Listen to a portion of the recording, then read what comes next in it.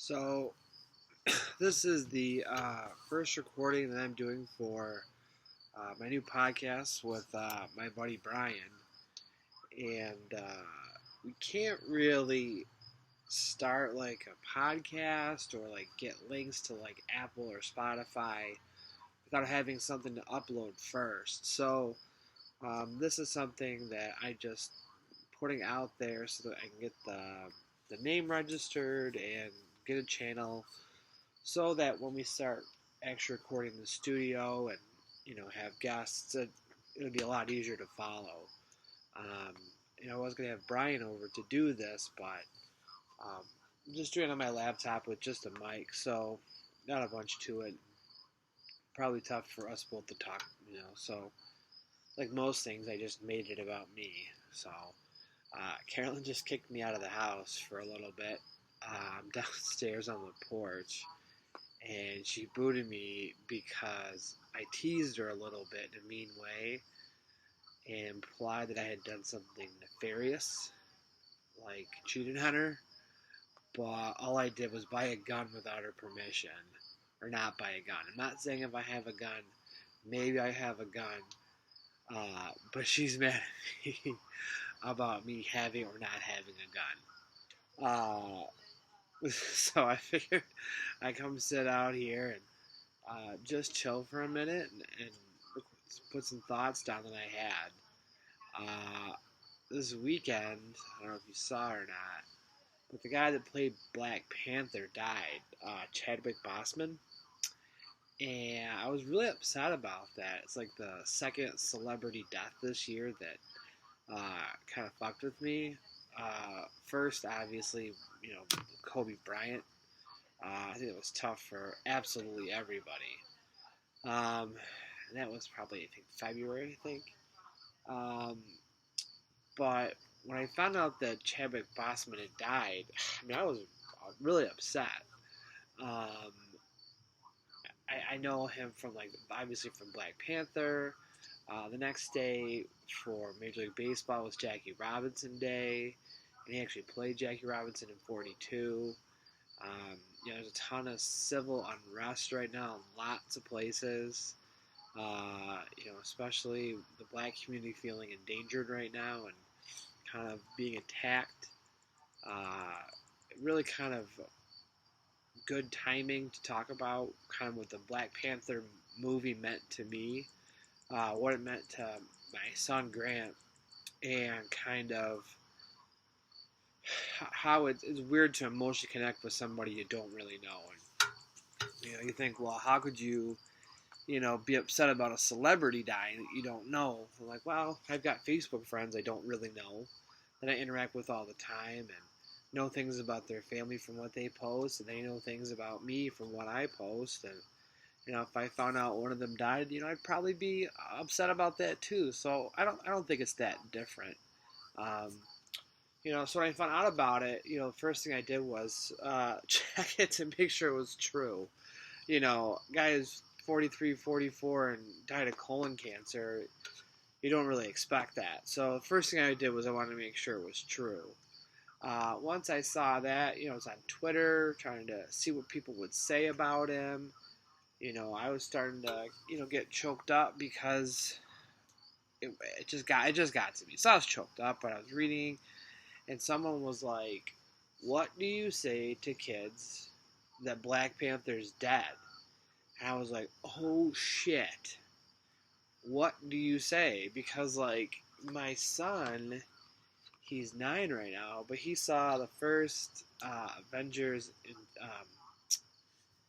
Infinity Wars with me, and when he saw Spider-Man like go away, he thought Spider-Man was dead, and it upset him. And in Endgame, when Tony Stark is "Nah, I am Iron Man," snaps his fingers and dies.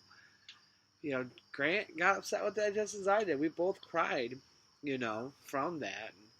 And it's like, but those were characters who like lived heroic lives and died for things they believed in. How do you make that work with and intertwine with someone who was a storyteller. They didn't do anything heroic like Black Panther did. He didn't defeat Killmonger. He was just a guy who told stories that, had meaning for people. And for me, it was about what does his death mean as a storyteller?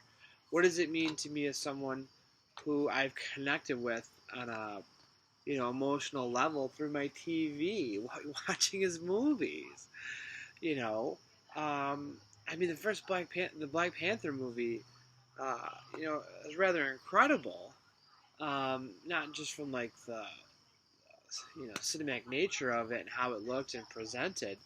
About the story, about how something we could use right now. Someone who had a lot of power and uh, money and resources was kind of hoarding it for himself, and at the end realized he's best to share his gifts with the world. It's best to help people out that can help if you need it. And learn the error of his ways, and kind of came around on that. And, that was probably like my favorite part of the whole movie. So, he helped tell this story basically about, Prince T'Challa, sorry, T'Chaka's the one that died. So, talking about what it means to be king and how he kind of like had to protect his people and kind of help cover lies too. And then, at the end of the day, it was some pretty bad ramifications and problems caused by trying to keep things to yourself. It wasn't just that people on the outside struggled. It almost made its way into your own home. If you have the rigid heart and the to not let things in, uh, it's gonna eventually infiltrate into where you don't want it to be. When it's hardened. So, but I was thinking about what I'm going to tell Graham, and his favorite superhero is actually the Black Panther. It's what he has costumes of, and he's got a little cloth thing he runs around with still at 9, and uh, it's definitely his favorite. And I thought it was really cool that my son most identifies with a black superhero. And it's not just because his dad's got street cred. It's because, like, the story of what he meant and what he did was the most powerful. It was the gifts that he gave other people and his giving nature that made it most attractive to my son, because um, and I ask him about why he likes Black Panther the best. He just says because of the claws, you know.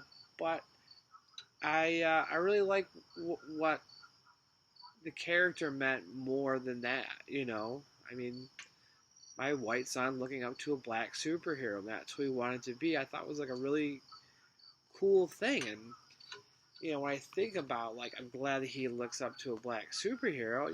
You think about how many people weren't represented in that way, and what Chadwick brought to the screen in Black Panther helped people connect and identify with something like that in a phenomenal way. And it's like, he's this, you can do this, you can aspire to this, we can be like this. And it's no different than the character he played in 42, Jackie Robinson. Um, and even though I don't know him as a person, the way that he was involved in those stories and how he presented the character and the strength that they had or weaknesses that they had and helped me connect with him uh, really helped me learn more about something that maybe I wasn't seeing before. Helped me see something in a different light, you know. Um, Obviously, until Black Panther comes out, I'm not thinking how, it's a misrepresented part of our culture and superheroes. I'm not saying there's no black superheroes, but they definitely weren't represented in the same way. I know Infinity or the Marvel movies are relatively new. But I think back and I don't really remember any black superheroes on TV growing up.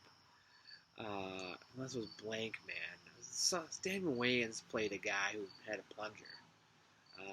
But I can't remember who the fuck that is.